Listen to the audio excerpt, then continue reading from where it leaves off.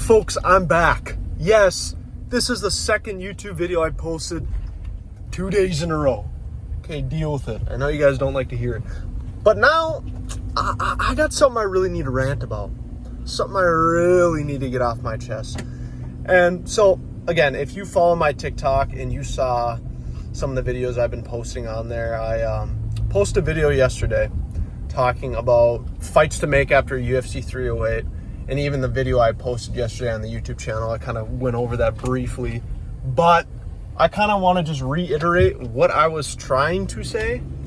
And I think Alexander Volkanovski deserves a title shot. There's no question about that. I'm starting to take that one back a little bit. Not saying he doesn't deserve it, but this is my plan now for Ilia Topuria and Alexander Volkanovski, okay? I want Ilia Topuria to fight Islam Makhachev, okay?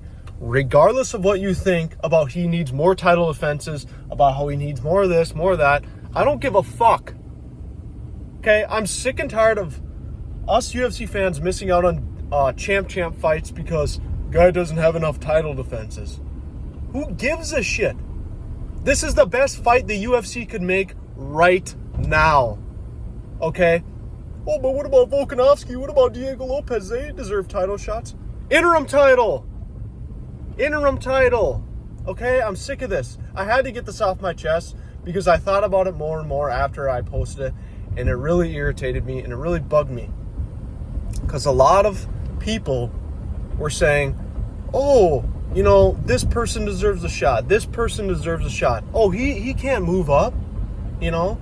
And it sucks that we're probably not going to get the fight because what you guys are saying will probably come true and they'll give the shot to Volk or Diego. And, you know, it's so frustrating.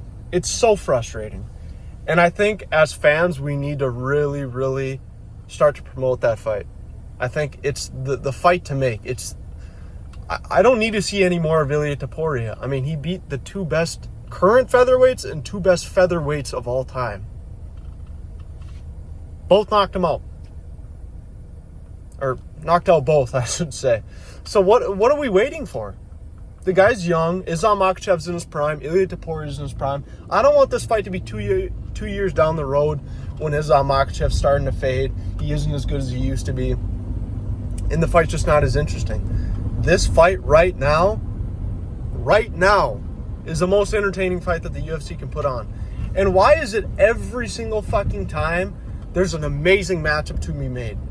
Whether it's cross division or in division, the UFC just is like, fuck it. What? What are we talking about? You know, the Jon Jones-Tom Aspinall fight is never going to fucking happen. Never going to fucking happen. Okay? Not because the UFC doesn't want to put it on, because Jon Jones doesn't want to do it. And yet the UFC does nothing to promote Tom Aspinall, to make him more famous, to make that fight a reality. Because if we're being honest, we're a couple weeks away from Stipe and Jon Jones, and we know how the result's going to be. Okay? And it's frustrating that, like, we have an interim champion in Tom Aspinall who's defending his fucking interim belt. And he can't get a fight with a current heavyweight champion who literally didn't even have to fight one time in the weight class and got a title shot. Okay? So I don't want to hear what you fucking say. The UFC, they're not doing their job right. If they were doing their job right, Tom Aspinall would be already facing Jon Jones. We wouldn't have a Stipe fight. Okay? We would have an Alex Pereira-Tom Aspinall fight. We would have an Alex Pereira-Jon Jones fight. We would have Topuria and Islam fight. But for some reason, they just can't get it through their heads that they want to make fucking money. Okay, I mean, what's the worst that this can happen? I mean, there's no downsides to this fight at all. Not one. It'll sell a shit ton of pay-per-views. It's already being crowned as the next McGregor-Khabib. And it's an interesting fight between the two best guys in the sport.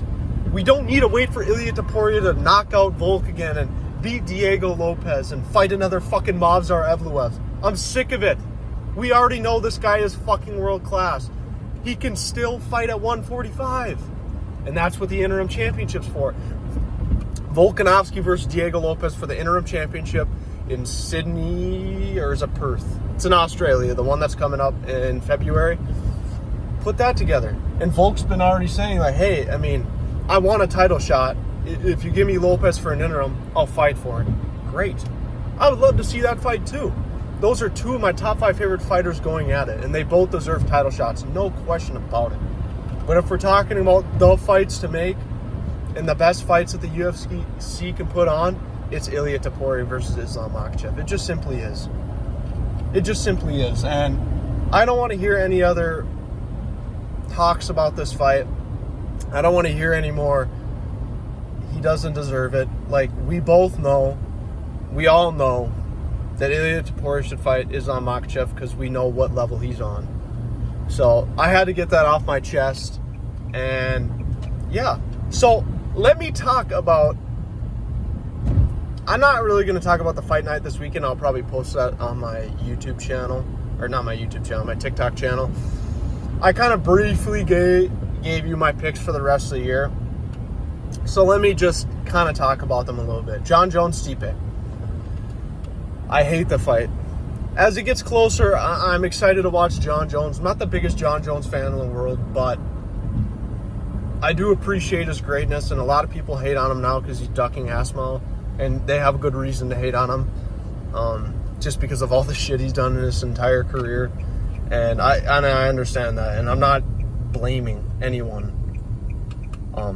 But as the fight goes, I think Jon Jones, I want to say submission, but I'm almost leaning knockout.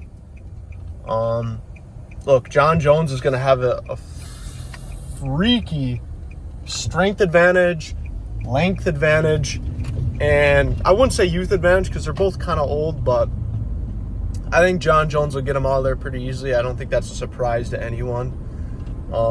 I think Stipe will put up decent rounds. You know, if this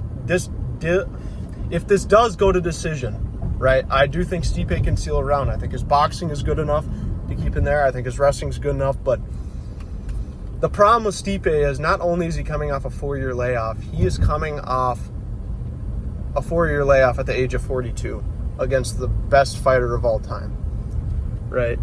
But there's a catch. Jon Jones actually tore his pec last year at around this time. So, and people are saying he's ducking. Why hasn't he fought? Well, he was supposed to fight and he tore his pec, and people just don't understand that. I think people forget that happened. So, yeah,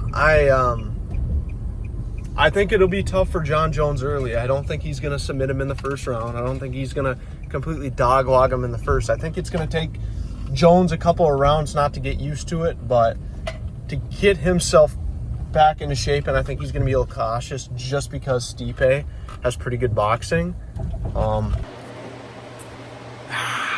But back to what I was saying. Sorry, I had to cut this video because I was driving. I was actually getting into my house. But look, if Stipe can survive the ground game of Jon Jones, if there's any way he can do that, I think he has a chance. Is it a good chance? Absolutely fucking not. He's running into a juggernaut, right? Jon Jones off this layoff, this is really going to be showing how good Jon Jones can progress in his career as he ages, right? Because he's about 36 years old now. That's not completely old.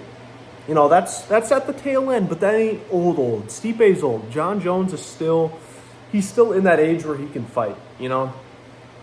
But coming off that major surgery, I'm a little hesitant on how good he's going to look right away in the fight, but I do think he's going to get a finish. So yeah, that's kind of my thought on that fight. Charles Oliveira, Michael Chandler. Michael Chandler, dude, what the fuck? No, actually, what the fuck was that? 2 years trying to get a McGregor fight, and I get it, it's McGregor. That's a huge fucking payday. I feel bad for the guy, but also, like, what are we doing? You could have fought 2 times before that, put on amazing performances, then called him out. Okay? After the first time, you know, after 2023 had gone on, you should have been like, all right, I'm getting a fight at the beginning of 2024. He should have fought, whoever. And now we're getting a rematch against Charles. And look, man, I like Charles Oliveira a lot. And I'm going to be biased, but I think Charles Oliveira is going to submit him. Okay? Michael Chandler, not only is he just not that smart outside of the octagon, his fight IQ is fucking so bad. It's so bad, right? I can't even, this guy will refuse. I mean, he puts on entertaining fights, right? So the fight IQ automatically goes out the window. But let's be honest here.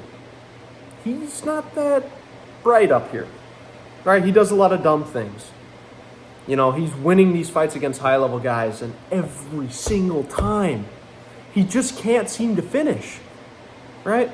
Against Dustin Poirier, he was giving him the good business in the front end of that round, and then kind of got tagged at the end, which ultimately he lost it. And then round 2, he goes and resorts to the wrestling, controls Dustin Poirier the entire round.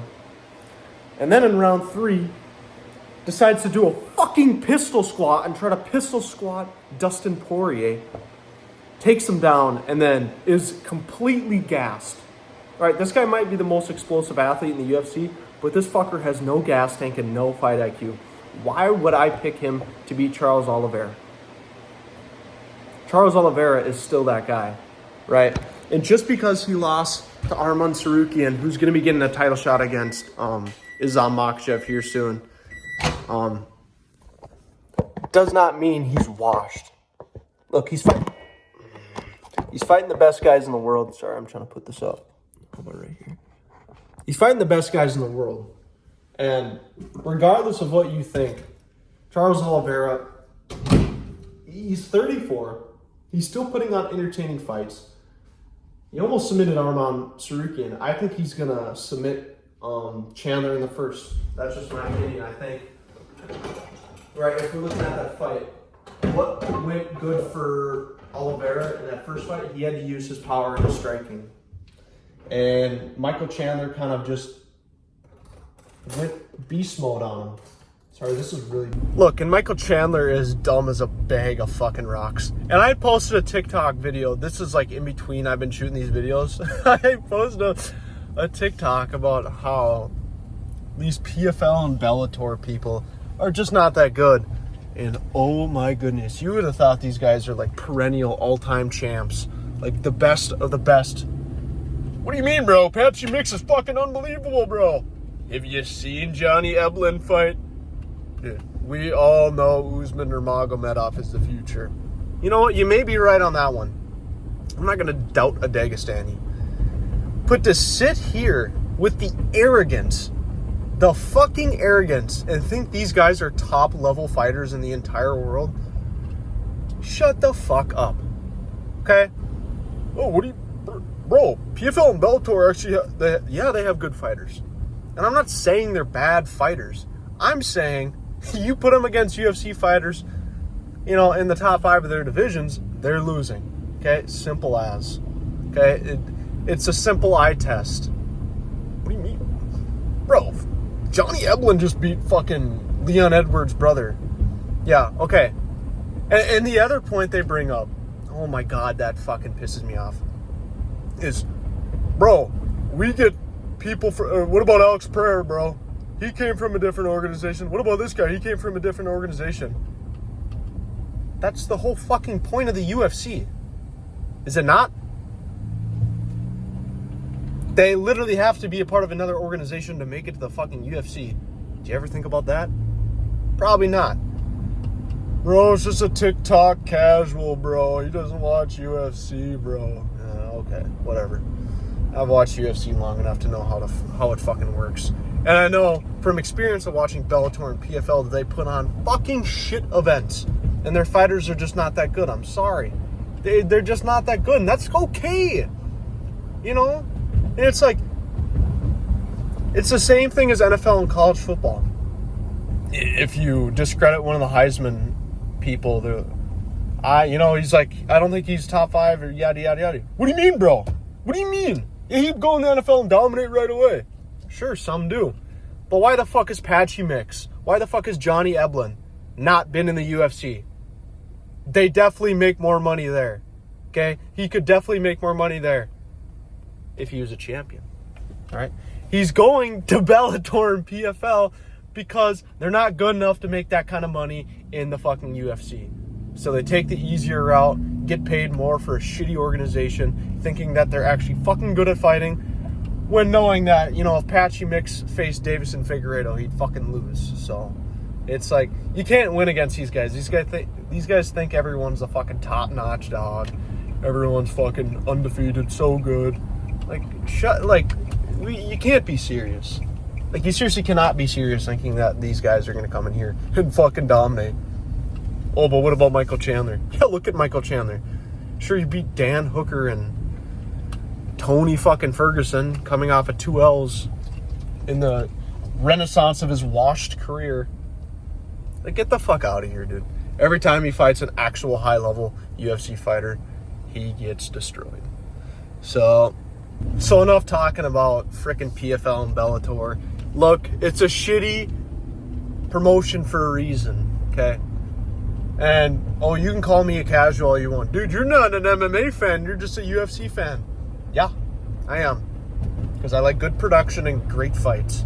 And PFL and Bellator do not know how to do that. So, yeah, definitely for sure. Don't give a fuck about them. And I probably will never watch. But let's talk about the last fight that's kind of the last big fight. There's 2 big fights left. I'll leave another promotional guy coming over, Kai Asakura in Pantoja, for a different time. I have not checked out Kai Asakura yet. Seen some highlights, but I would like to kind of gauge where I'm at with that before I kind of talk about that.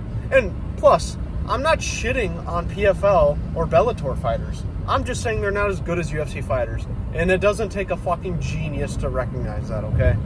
So, I'm done with that. Bilal Muhammad and Shavkat Rakhimov is such a good fight. Such a good fight.